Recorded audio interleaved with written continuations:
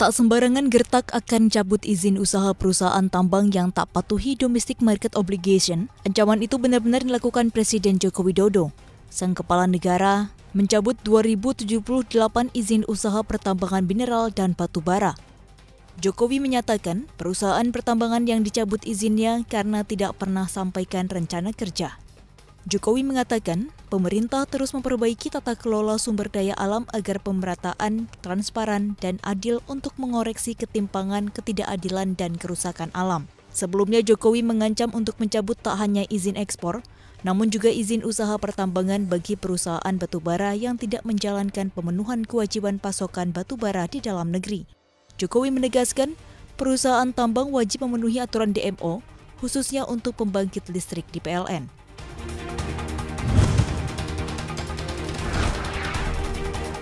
Jepang melalui duta besarnya melayangkan surat kepada Menteri ESDM Arifin Tasrif untuk mencabut larangan ekspor batubara yang diberlakukan selama Januari 2022.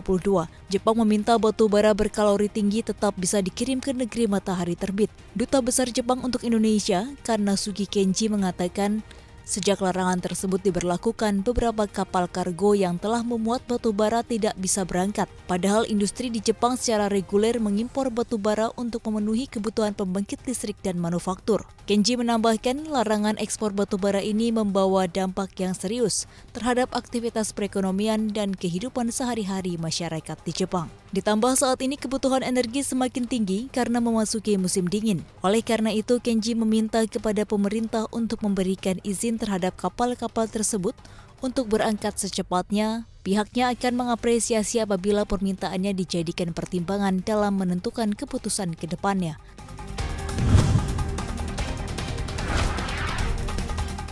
Yuda Agung dan Aida S. Budiman resmi dilantik sebagai Deputi Gubernur Bank Indonesia pada Kamis 6 Januari 2022. Keduanya akan menggantikan Deputi Gubernur Bank Indonesia yang menjabat sebelumnya, yakni Sugeng dan Rosmaya Hadi yang telah menyelesaikan jabatannya terhitung sejak 6 Januari 2022. Pelantikan tersebut dipimpin langsung oleh Ketua Mahkamah Agung Muhammad Syarifuddin.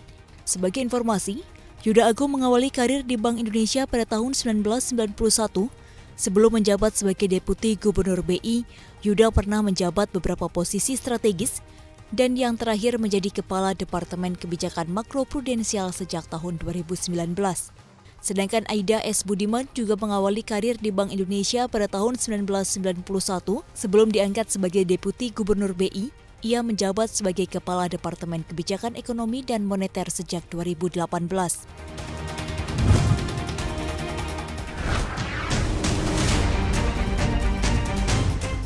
Risalah rapat Bank Sentral Amerika Serikat tak hanya membakar bursa saham di dunia, namun dampaknya juga merembet ke pasar kripto yang secara umum ambles di tengah tekanan aksi jual investor. Notula rapat Bank Sentral AS memutuskan siap menaikkan suku bunga lebih cepat dari perkiraan akibat lonjakan inflasi. Mengutip coinmarketcap.com, pada Kamis pukul 13.30 WIB, harga Bitcoin ambles lebih dari 6%. Ini merupakan flash crash alias penurunan harga secara tajam dalam waktu singkat teranyar setelah BTC sempat mengalaminya pada awal Desember lalu. Tidak hanya BTC, koin raksasa lainnya seperti Ethereum, Binance Coin, dan Solana juga tersungkur pada perdagangan Kamis. Kapitalisasi pasar kripto secara keseluruhan telah tergerus 5,8% dalam 24 jam terakhir menjadi hanya 2,09 triliun dolar AS atau setara dengan 41.615 triliun rupiah.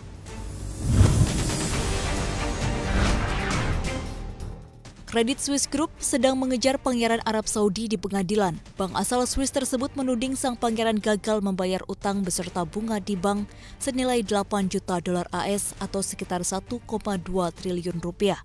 Pangeran Arab Saudi itu diketahui bernama Fahad bin Sultan yang merupakan gubernur Provinsi Tabuk, Arab Saudi. Dikabarkan Pangeran Fahad mengajukan pinjaman berbunga untuk membiayai pembelian kapal pesiar mewah sepanjang 83 meter senilai 65,5 juta dolar AS dan properti mewah dekat Wentworth Golf Club dekat London senilai 47 juta dolar AS pada tahun 2019. Pinjaman disepakati tahun 2020, namun peminjam tak kunjung membayar angsuran, bunga, dan biaya lainnya yang terkait. Credit Suisse juga mengatakan pihak peminjam gagal memberikan bukti bahwa sang pangeran memiliki aset likuid hingga 25 juta dolar AS. Sementara itu, juru bicara Pangeran Fahad dan pengacaranya belum memberi komentar terkait tudingan itu.